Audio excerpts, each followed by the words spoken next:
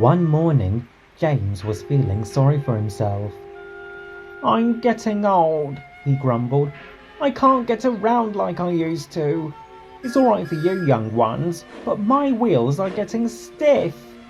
Edward, Gordon and Henry had all been on Sir Topham Hatt's railway longer than James, but they didn't say so.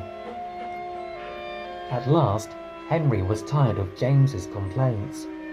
"Poor old Groaner," he said. "It's no use just sitting here moaning. Why don't you tell Sir Topham Hatt you're past it?" But James didn't like that idea. Not all old engines, so he had heard, were preserved.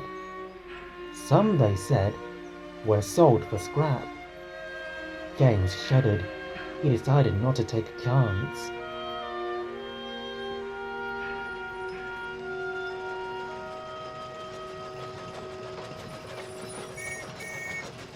The night goods left the big station at midnight.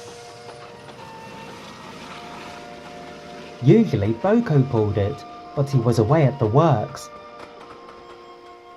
so James had to pull it instead. He grumbled more than ever. "All this extra shunting!" he snorted indignantly.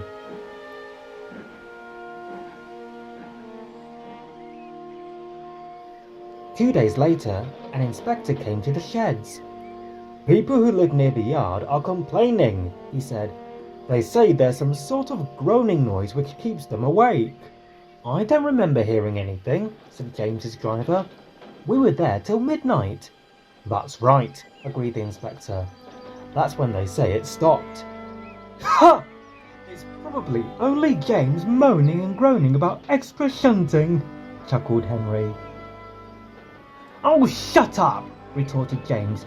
"If you had to shunt at night, you'd be moaning and groaning louder than any of us."